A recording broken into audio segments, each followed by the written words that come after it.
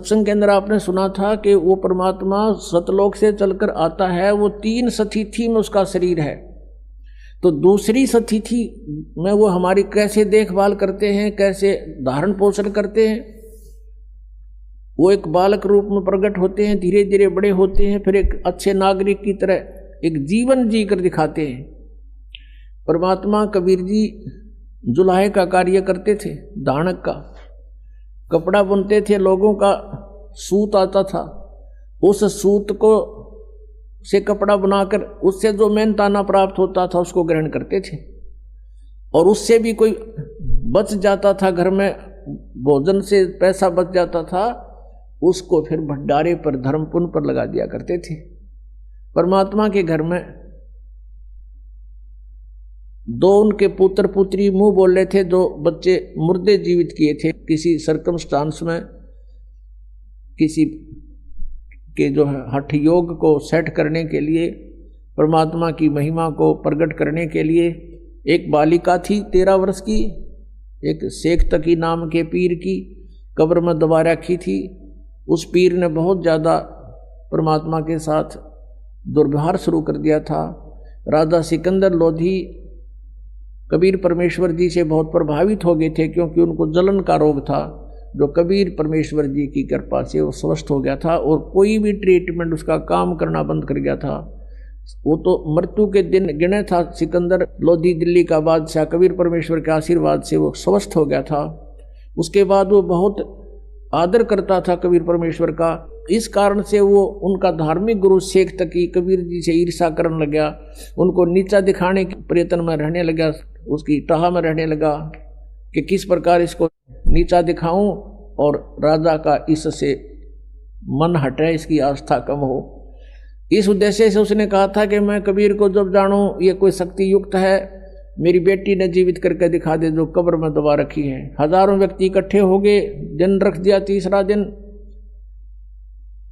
कब्र फुड़वा दी और कबीर परमेश्वर ने वह बेटी जीवित कर दी। उस लड़की को अपने पूर्व जन्मों की चेतना आ गई कि मैं परमात्मा को छोड़कर बीच में चली गई थी, जिस कारण से मुझे बहुत दुख उठाने पड़े।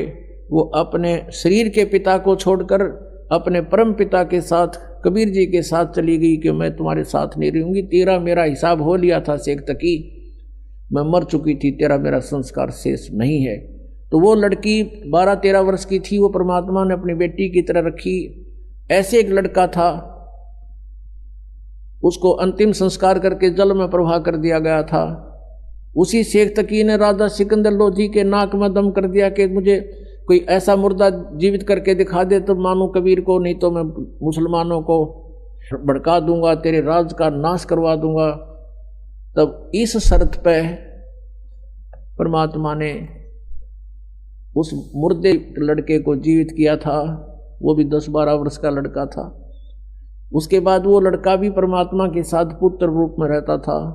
तो इस प्रकार एक पुत्री एक पुत्र थे जो अपने वचन से जीवित किए हुए बालक थे,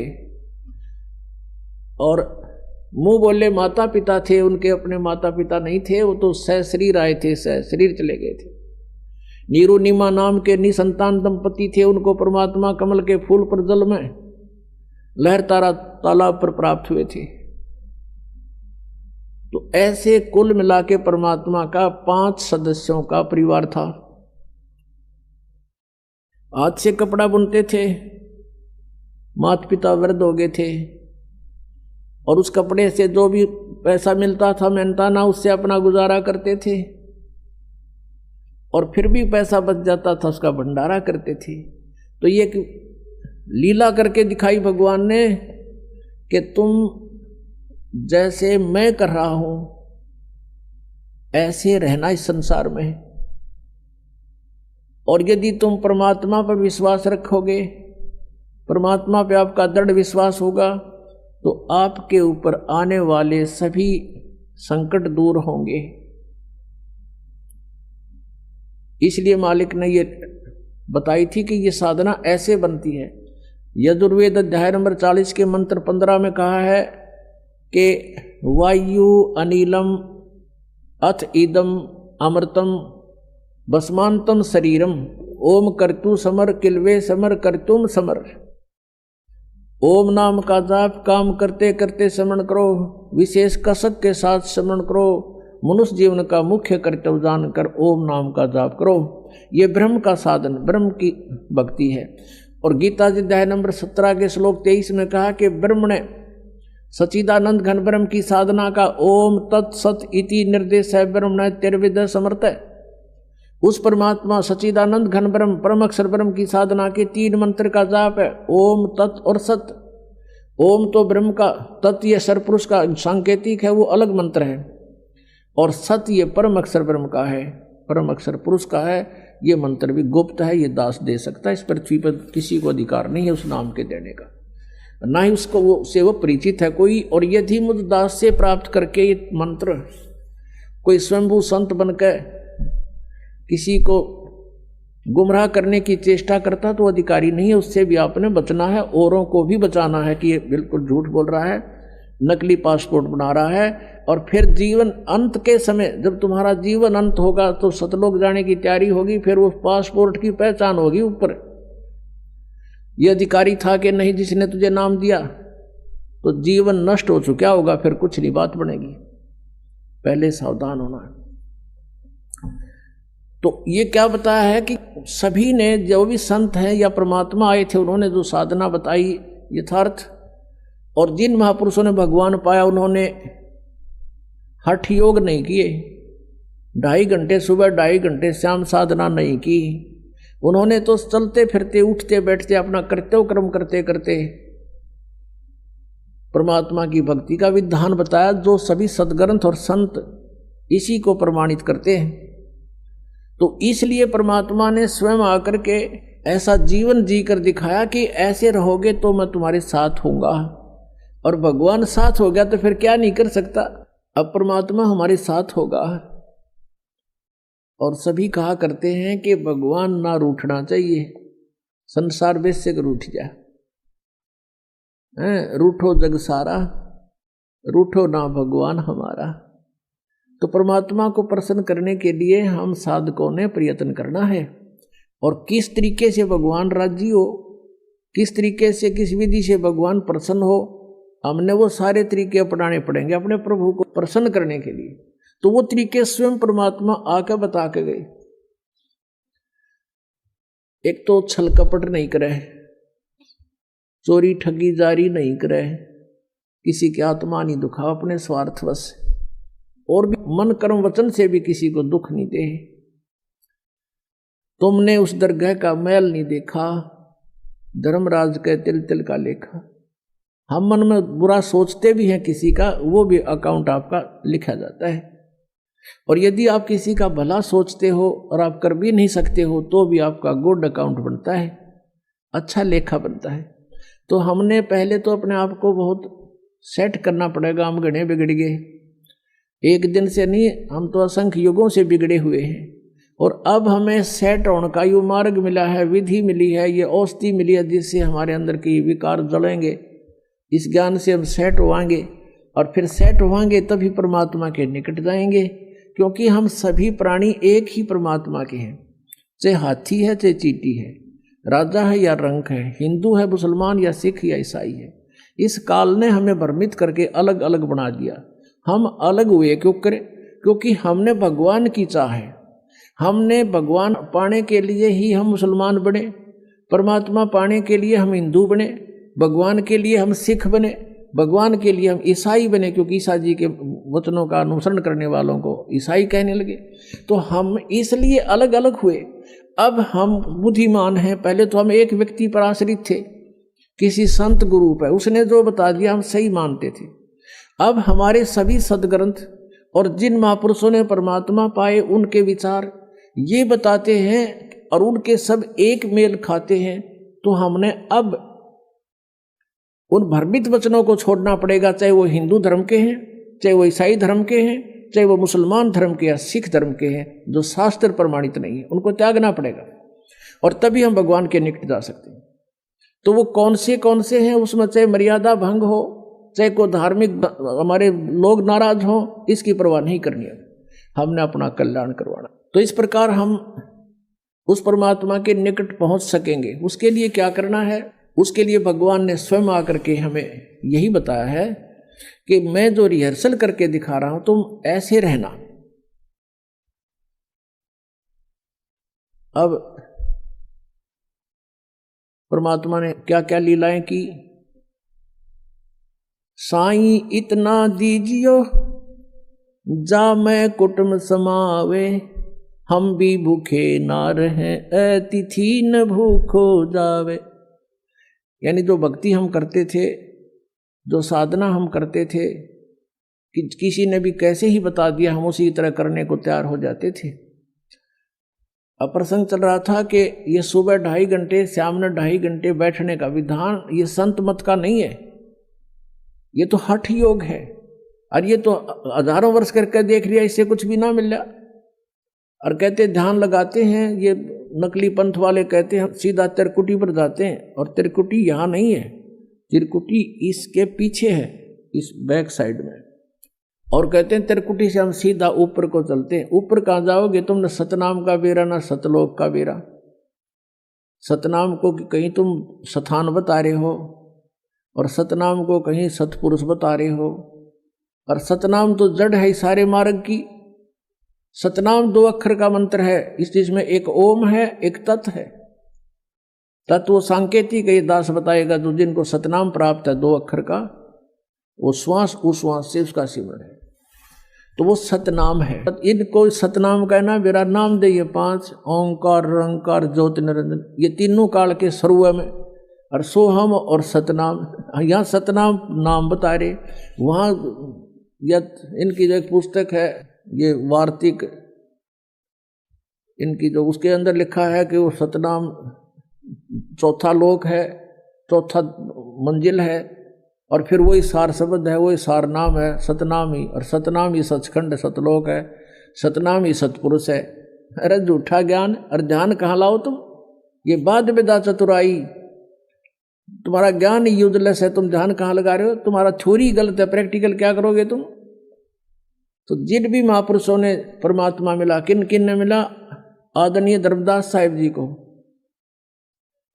आदरणीय मलुकदास साहिब जी को, आदरणीय दादूदास साहिब जी को, आदरणीय नानक साहिब जी को, आदरणीय गरीबदास साहिब जी को, गांव छुरानी जिला ददर हरियाणा वाले को, आदरणीय गीसा दास साहिब जी को, गांव खेकड़ा जिला मेरठ उत्तर प्रदेश में। इन महापुरुषों ने परमात्मा पाया, और उन्होंने उनकी साधना देख लो उन्हें कैसी की। जैसे गरीबदास जी किसान थे, खेती करते थे और भक्ति भी करते थे, और परमात्मा स्वयं आए थे, दुल्हे का कार्य भी करते थे। वो कभी हठ योग उनके जीवन में आप दिखा दो इतिहास में, उनकी वाणी में कहीं भी किया या लिखा हो। ऐसे ही आदरणीय नानक साहिब जी इस खेती करते थे, पहले तो नौकरी करते थे, वो नौकरी भी त्याग दी। जो भगवान से परिचित हुए, सचखंड जाकर वापस आए, वहाँ देखा भगवान को, सतपुरुष को, कबीर साहिब को, वापस आते ही सब नौकरी भी त्याग दी, और 12 वर्ष तक परमात्मा का प्रचार किया इधर उधर घूम फिर के। फिर परमेश्वर का आदेश हुआ कि आप बैठ जाओ, आपका विरोध बहुत हो जाएगा, काल के दूत सक्रिय हो गए हैं, आप घर पे अपना साधना करो और आने दो समय, अब इस नाम को गुप्त रखना। नानक साहिब जी को कह दिया गया था कि इस सतनाम को, ये 2 अक्षर का जो मंत्र है, ओम और दूसरा तत्, इन दोनों का जाप स्वयं नानक साहिब जी करते थे, लेकिन आगे किसी को ये नाम प्रदान नहीं किया, और ना ही इस नाम का जाप करने का आदेश दिया, क्योंकि परमात्मा का आदेश था। जैसे कबीर परमेश्वर जी की वाणी में लिखा कि धर्मदास तो 1,00,000 दुहाई, ये सार नाम कितबार न जाई, ये सार नाम बार जो पढ़ी, और बिचली पीढ़ी हंस नी तरही। धर्मदास तो 1,00,000 दुहाई, ये मूल ज्ञान कहीं बार न जाई, मूल ज्ञान बार जो पढ़ी, बिचली पीढ़ी हंस नी तरही। मूल ज्ञान को तब तक छुपाई जब तक 12 पंथ मिट जाई। एक तो मूल ज्ञान है, जो ज्ञान मूल ज्ञान ये ज्ञान है जो अब दास आपके समक्ष रूबरू करा रहा है। एक मूल मंत्र है सतनाम, सार नाम, इनको भी गुप्त रखना था। नित्यकाल के दूत सारे यही नाम देते मिलते, वो अधिकारी वो है नहीं, और जनता भ्रमित हो जाती कि वो भी वही मंत्र देते हैं, वो भी वही साधना बताते हैं, एक कोगल है। अब वो एक कोगल भी ना छोड़ी, परमात्मा ने सीधा बख्शी। वो उआबाई बकते हैं, एंड वेंड के नाम देते हैं, और पांचों नाम काल के जानो, तब दानी मन शंका आनो। पांचों काल आप पे हैं, जिसको ये तुलसीदास हाथरस वाले को ये मानते हैं कि इन्हीं की कुछ प्रेरणा पा करके तो इस शिवदयाल जी जो थे इनके परम धनी, उन्होंने प्रेरणा पा करके साधना शुरू की थी, लेकिन उनका गुरु नहीं बताते वो।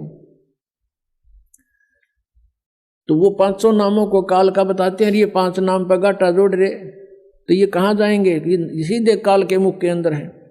तो पुण्यात्माओं, दास के इस प्रयत्न को निंदा या किसी का वो नहीं समझना, एक परोपकार समझना। कई भक्त कहते हैं आपके गुरुजी जो है निंदा करते हैं दूसरों की, नहीं। जैसे एक बार किसी ने 500 के नोट नकली छाप लिए और वो ठग रहा था जनता को। सरकार को पता चला, और ओरिजिनल और डुप्लीकेट दोनों साथ साथ दिखाए थे कि ये ओरिजिनल है, इसमें ये लक्षण है, ये डुप्लीकेट है। अगर ऐसा हो तो उसको ग्रहण ना करना, वो नकली है। तो कोई ये कहे कि ये निंदा कर रहे हैं क्यों किसी के नोट को बेकार बता रहे हैं, तो वो निंदा नहीं थी, महापरोपकार का कार्य था सरकार का। लाखों लोग बच गए ठगने से, तो दास का वही प्रयत्न समझ लेना, ये किसी की निंदा नहीं है, ये महापरोपकार का कार्य कर रहा है। अंत में देखना इसका कितना अच्छा रिजल्ट आएगा। रोया करेंगे वो प्राणी जो ऐसे नकली लोगों के अपना जीवन व्यर्थ कर रहे थे, रोया करेंगे उनको और धिक्कारा करेंगे उन नकलियों को, तुमने अपना जीवन खोया, हमारा भी खो दिया। अब प्रसंग चल रहा है कि शास्त्र विधि को त्याग कर जो मनमाना आचरण करते रहे, उनको कोई लाभ नहीं हुआ। अब किसी भी संत को देख लीजिए, फिर 12 वर्ष तो नानक साहब जी ने इधर उधर जा करके प्रचार किया प्रभु का, तत्व ज्ञान का। फिर 16 वर्ष तक अपने घर पर रहकर खेती की, जैसा भी वो कर सकते थे उसमें, और अपनी भक्ति भी की। कोई उनके पास आ जाता था, उनको तत्व ज्ञान समझाते थे, लेकिन सतनाम नहीं दिया किसी को। अपने आत्माओं कई कारण होते हैं। कई भक्त ये भी सोच बैठेंगे कि भाई नानक साहब जी ने फिर नाम नहीं दिया, तो उनके साथ जो अनुयायी बने हैं, सिख समाज बना है, तो उनका तो जीवन व्यर्थ हो गया। उनका जीवन व्यर्थ नहीं हुआ। कारण क्या था? जैसे उन्होंने एक ऐसी विधि बता दी, पुण्यात्माओं, हम कोई एक दिन के जन्मे नहीं हैं, हम कोई एक जन्म में ही, इसी जन्म में हम ये दुख या कष्ट नहीं भोग रहे हैं, असंख्य जन्मों से हम कष्ट उठाते हुए आ रहे हैं, असंख्य जन्मों से। और जब तक ये ट्रीटमेंट पूरा नहीं मिलेगा, हमारा रोग नहीं कटे जन्म और मरण का। आज से 600 वर्ष पहले, 550 वर्ष पहले नानक देव जी को परमात्मा मिले थे। उन्होंने फिर उनसे कहा था कि अभी आप इस ज्ञान का प्रचार अवश्य करो, लेकिन यह सतनाम नहीं देना, ना बताना किसी को। तो अब शंका उत्पन्न होती है कि उनके अनुयायियों का फिर जीवन नष्ट हो गया। जैसे उनकी जन्म साखी में, समुद्र की साखी में प्रमाण है, बाला और मर्दाना ये 2 भक्त बहुत अच्छे सेवक थे, श्रद्धालु समर्पित थे नानक जी पर। तो आदरणीय नानक साहिब जी के साथ ही रहते थे। उनके सतलोक गमन के उपरांत जो द्वितीय सेकंड जो अधिकारी हुए नानक साहिब जी के, वो अंगद देव थे। उन्होंने बाला और मर्दाना से पूछा कि आप उनके साथ रहते थे, गुरुजी कैसी क्रियाएं करते थे, कैसे रहते थे, वो सब कथाएं सुनाई।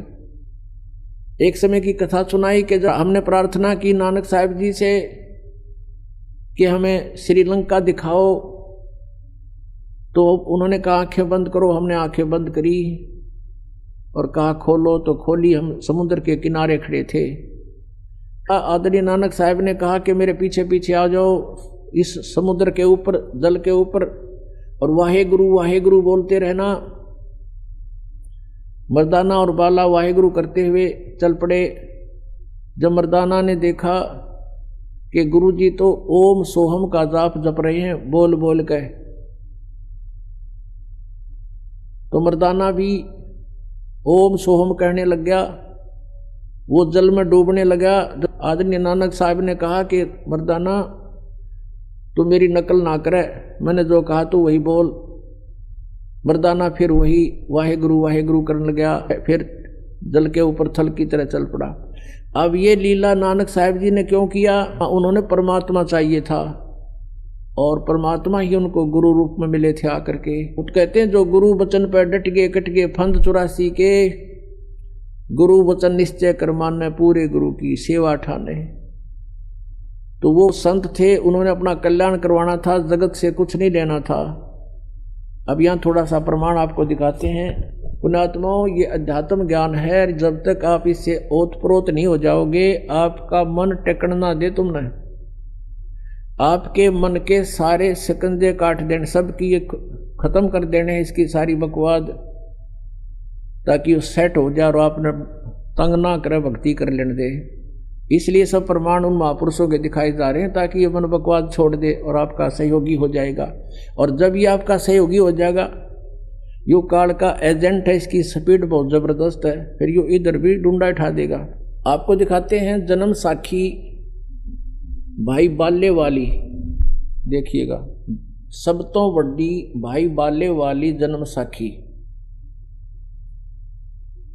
Doctor Jawahar Singh Kirpal Singh and company, ये इसके प्रकाशक हैं। ओम सतगुरु प्रसादी, ये है ई जन्म साखी, अज तक छप चुकियां नालों वड्डी है, सब तो वड्डी ते पुरातन है, भाई बाले वाली जन्म साखी।